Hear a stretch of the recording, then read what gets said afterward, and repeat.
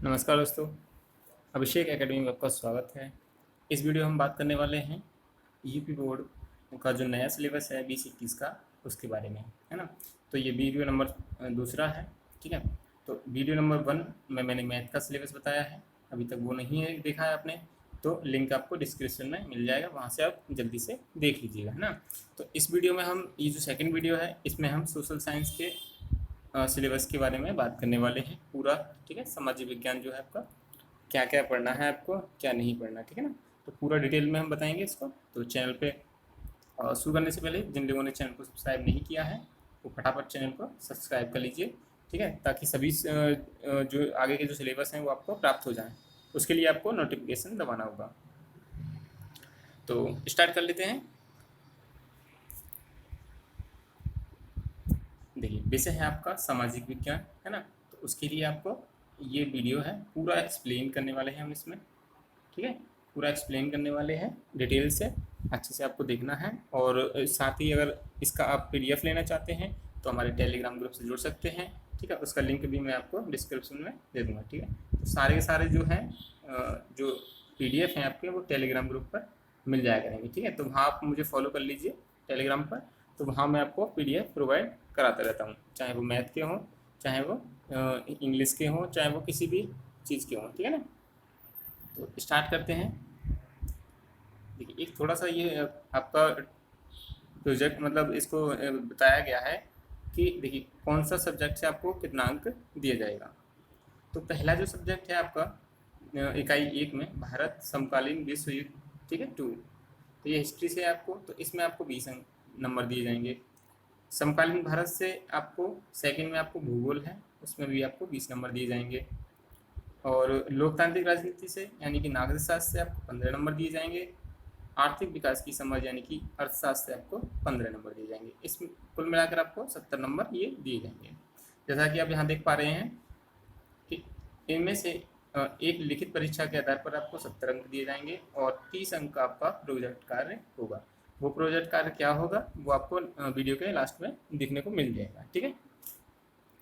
तो देखिए, ये था आपका, और 30 नंबर है, देखिए यहाँ प्रोजेक्ट कार्य लिख रखा है, तो टोटल मिला के आपका इस तरीका से 100 नंबर हो जाता है।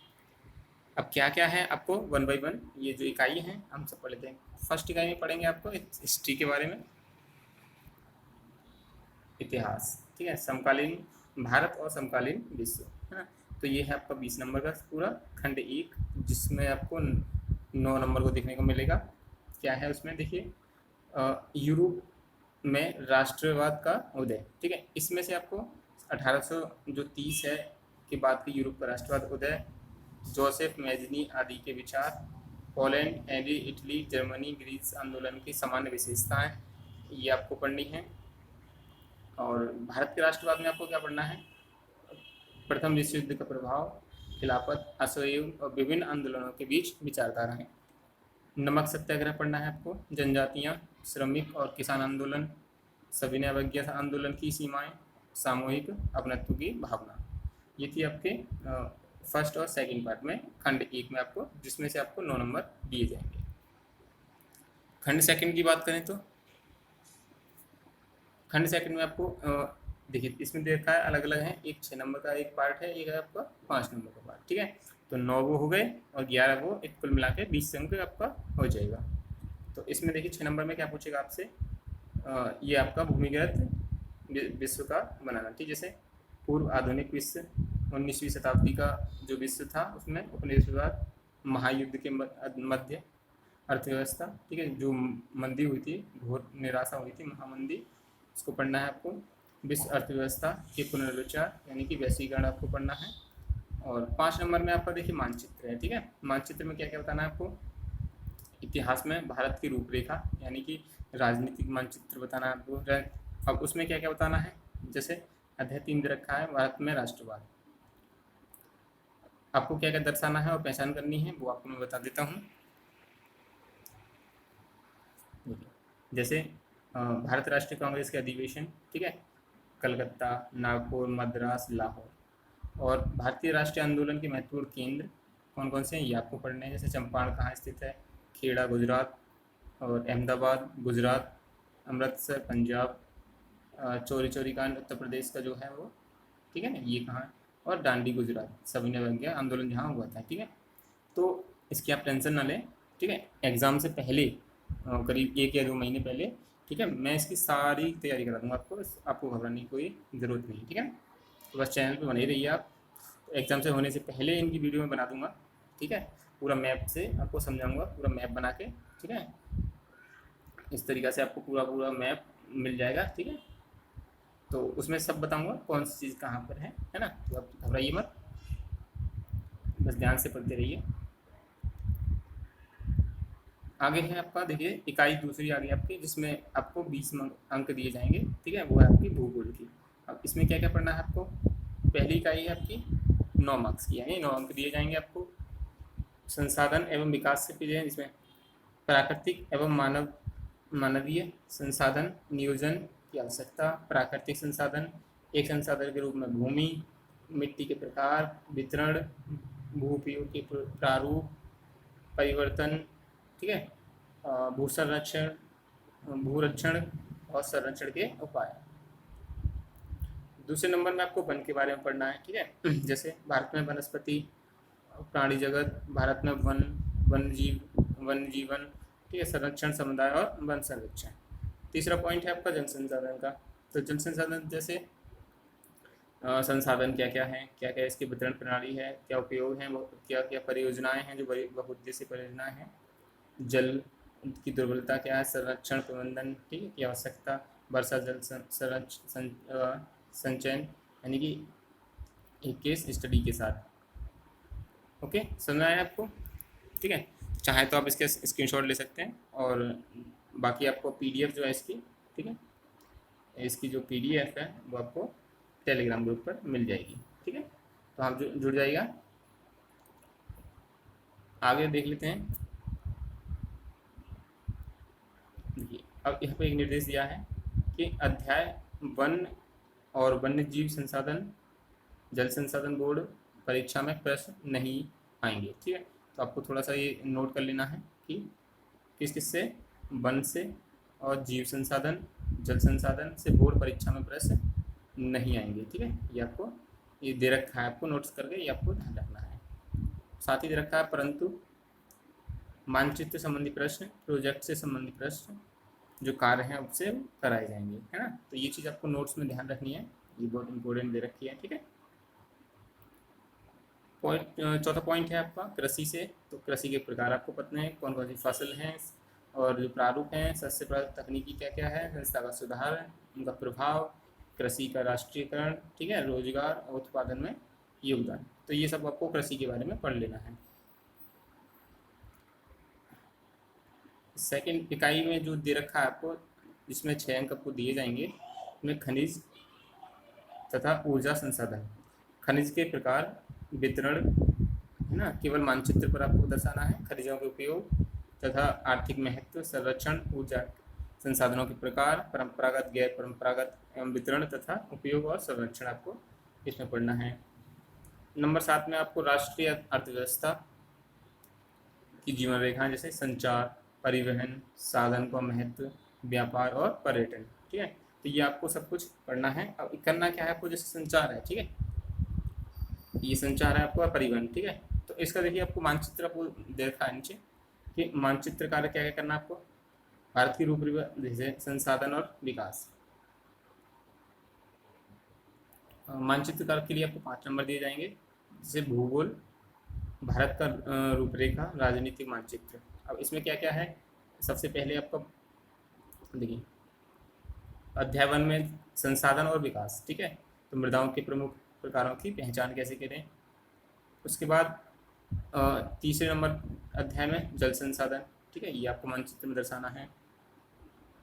और इसके बाद है आपका, देखिए जो कुछ दे रखे हैं, ये देखिए यहाँ पे, ये आपको पता होना चाहिए। जैसे बांध, जो बांध हैं, इसे सलाल बांध, भांगड़ा नागल बांध, तेली बांध, राणा प्रताप सागर बांध, सरोवर बांध, हीराकुंड, नागार्जुन और तुंगभद्रा नदियों के, ये तो आपको अच्छे से आपको पढ़ लेने हैं। ये सब जो बांध हैं वो किस किस राज्य में पड़ते हैं और कहाँ, इस कौन सी नदी पर है ना।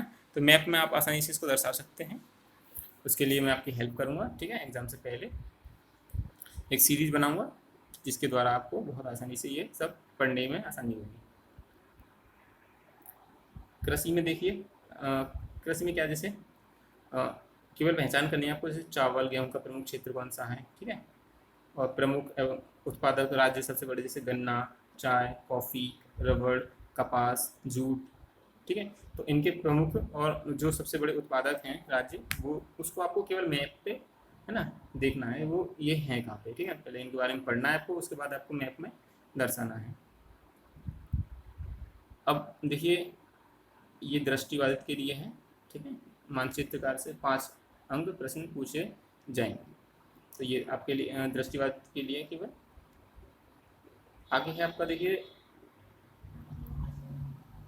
इकाई तीसरी है जिसके लिए आपको 15 नंबर दिए जाएंगे, नागरिक शास्त्र से, ठीक है। इसमें भी 2 पार्ट दे रखे हैं, पहले में आपको 8 नंबर दिए जाएंगे, उसके लिए आपको अध्याय 1 और वो 2 आपको पढ़ना है, जैसे सत्ता की साझेदारी एवं संघवाद। लोकतांत्रिक देशों में सत्ता की साझेदारी क्यों और कैसे हुई, ये आपको पढ़ना है। कैसे शक्ति की संघीय विभाजन हुआ, ये आपको पढ़ना है। एकता में सहायता कैसे हुई, ठीक है। तो ये विकेंद्रीकरण के बारे में, इसके ये सब की जो आपको डिटेल से पढ़ लेना है। तीसरे अध्याय में आपको क्या पढ़ना है, लोकतंत्र और विविधता। क्या लोकतंत्र की व्यवस्था है, ठीक है, वो आपको पढ़नी है। जाति का राजनीतिक और राजनीतिक जाति का क्या प्रभाव पड़ रहा है, वो आपको सब पढ़ लेना है ना। जैसे यहाँ पे ये दिया है आपको, विभाजन लोकतंत्र का प्रभाव क्या है ना। तो ये लोकतंत्र से आपको तीसरा अध्याय अच्छे से पढ़ लेना है, इसके लिए आपको 8 नंबर दिए जाएंगे। दूसरे खंड में बात कर, इकाई 2 में इसने बात करी है, दिया है, जिसमें आपको 7 नंबर दिए जाएंगे। तो अध्याय 5 है लोकप्रिय संघर्ष एवं आंदोलन। तो इसमें क्या क्या है आपका, जाति, धर्म, लैंगिक मसले जो भी हैं, आपको उसको डिटेल से पढ़ लेना है, जो कि ये इस प्रकार दे रखा है ना। तो और देखिए, उपयुक्त प्रोजेक्ट कार्य के रूप में किया जाना है, ये सभी जो है प्रोजेक्ट कार्य के जैसे सब कुछ करना है आपको। और अध्याय 6 में देखिए, आपको लोकतंत्र के परिणाम जो देखने को मिल रहे हैं वो आपको करना है, जैसे क्या लोकतंत्र को उसके परिणामों से आंकलित किया यानी परखा जा सकता है, तो ये सब आपको पढ़ लेना है अच्छे से, है ना। आगे देखते हैं,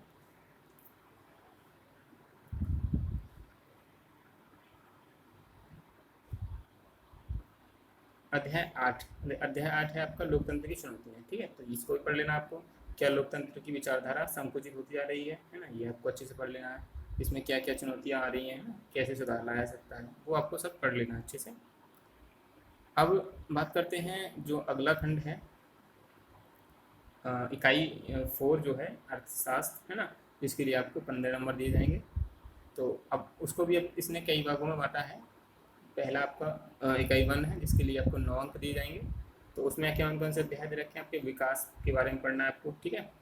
विकास जैसे कि पारंपरिक अवधारणा, राष्ट्रीय आय क्या है, प्रति व्यक्ति आय क्या है, ठीक है, आय और इसके लक्ष्य क्या है, औसत आय क्या है, और आय और उसके मापदंड क्या है, शिशु मृत्यु दर क्या है, विकास की धारणता क्या है, ठीक है। तो ये विकास के बारे में आपको पढ़ना है। सेकंड नंबर है भारतीय अर्थव्यवस्था के कार्य क्षेत्र कौन कौन से हैं, वो आपको पढ़ने हैं, ठीक है। संगठित और असंगठित क्षेत्र कौन से हैं, ये सभी आपको अच्छे से पढ़ लेने हैं। सेकंड जो इकाई दे रखी है उसने आपको 6 नंबर का दे रखा है, तो 9 ये हो गया, 6 ये हो गई, तो कुल मिला के 15 हो गया। तो इसमें क्या क्या पढ़ना है आपको, भूमंडलीकरण पढ़ना है, तो भारतीय अर्थव्यवस्था यानी वैश्वीकरण को पढ़ना है। इसमें क्या क्या है आपका, विभिन्न देशों के उत्पादन, विदेशी व्यापार, विभिन्न बाजारों के आसपास जुड़ना, वैश्वीकरण क्या है, कारक, विश्व व्यापार यानी कि WHO, ठीक है, सॉरी WTO का प्रभाव क्या है, और न्यायसंगत वैश्वीकरण के बारे में आपको पढ़ना है। नेक्स्ट है आपका उपभोक्ता अधिकार, है ना, उपभोक्ताओं के क्या अधिकार हैं, इसका शोषण कैसे होता है ये पढ़ना है आपको। 1 या 2 संसाधन कैसे अध्ययन केस जो है उसका अध्ययन करना है ना। तो ये सब आपको बाजार में उपभोक्ता कैसा होना चाहिए, इस अच्छे से डिटेल से आपको पढ़ लेनी है। इसके बाद है प्रोजेक्ट की गतिविधि क्या क्या है आपकी, वो देखिए इस तरीक़ा से दे रखी है। तो क्या करना है आपको, शिक्षार्थी भारत के विभिन्न क्षेत्रों में लोगों का वेशभूषा, है ना, ये आपको अच्छे से, और ग्रामीण भवनों की छायाचित्र एकत्र कर सकते हैं, है ना। तो ये जो है आप, मैं थोड़ा सा ये कर दे रहा हूँ, है ना, तो प्रोजेक्ट की जो कार्य गतिविधि है ये एक इस तरीक़ा से है ना। तो आप इसको स्क्रीनशॉट ले लीजिए या फिर PDF तो आपको मिल ही जाएगा। क्षेत्र में जल प्रदूषण, वनों का चरण एवं ग्रीन हाउस प्रभाव, ठीक है। कोई समान गतिविधि भी नहीं चुनी जा सकती, ठीक है। तो अलग अलग बताना, आपको सेम नहीं बताना, ठीक है। तो ये आपने कर लिया होगा नोट। आगे बढ़ते हैं। देखिए ये सभी आपके प्रोजेक्ट कार्य हैं, ठीक है। अब इसको देख लीजिए आप, ये है आपका सारा प्रोजेक्ट वर्क है। तो प्रोजेक्ट वर्क में आपको क्या क्या करना है ये आपको ध्यान से देखना है। नंबर 1 आपदा प्रबंधन, यानी कक्षा 10 की पाठ्य चर्चा में सम्मिलित आपदा प्रबंधन पर आधारित। नंबर 2 लोकप्रिय संघर्ष और आंदोलन, ठीक है। शिक्षक अपने विवेक अनुसार पाठ्यक्रम में संबंधित प्रोजेक्ट छात्र छात्रा को दे सकते हैं ना। तो इसमें ऐसा भी हो सकता है कि टीचर जो है वो अपने इच्छा से आपको प्रोजेक्ट वर्क दे सकते हैं। अब नंबर क्या क्या मिलेंगे आपको, देखिए कैसे कैसे आपको नंबर दिए गए हैं। जैसे प्रोजेक्ट वर्क है आपका,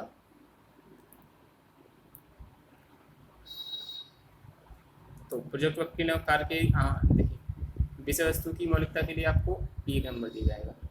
प्रस्तुतिकरण जो आप करेंगे उसके लिए भी 1 नंबर दिया जाएगा। और प्रोजेक्ट पूरा करने की प्रक्रिया, यानी कि पहला करना, सहायता संबद्धता, इसके लिए आपको 1 नंबर दिया जाएगा। विषय वस्तु की आत्मसात करने हेतु मौखिक एवं लिखित परीक्षा के लिए आपको 2 नंबर दिए जाएंगे, ठीक है। तो यहाँ तक आपके बैठते हैं, देखिए 3 और 2 5 नंबर है ना। और 5 तो ये हो गए आपके। उसके बाद देखिए 5-5 अंकों के 3 त्रैमासिक टेस्ट होंगे, ठीक है। तो वो हो गए आपके 5-5, यानी कि 3 होंगे। 5 3 तो 15 हो जाएंगे वो, तो 15 और प्लस 5, ठीक है, 15 ये हो जाएंगे। और इसके बाद का नीचे दे रखा है कि 3 प्रोजेक्ट वर्क के अंक हैं 15, है ना। तो योग कितना हो जाएगा, 15 ये हो गए और 15 ये हो गए, टोटल मिला के आपके 30 नंबर हो गए। तो ये था आज का सामाजिक विज्ञान यानी सोशल साइंस के ऊपर, ठीक है ना। तो अच्छे से आपको समझ में आ गया होगा। इसका PDF जो है आपको आपको टेलीग्राम ग्रुप पर मिल जाएगा, ठीक है। तो आशा करता हूँ आपको वीडियो अच्छा लगा होगा। तो वीडियो पर बने रहने के लिए चैनल को सब्सक्राइब और वीडियो को दोस्तों में शेयर कर दिए, ताकि सभी तक ये जो सिलेबस है वो अवेलेबल हो जाए। और ठीक है, तो इससे अगले वीडियो मिलेंगे किसी एक नए टॉपिक के किसी एक नए सब्जेक्ट के सिलेबस के साथ, ठीक है। तब तक चैनल के साथ बने रहिए।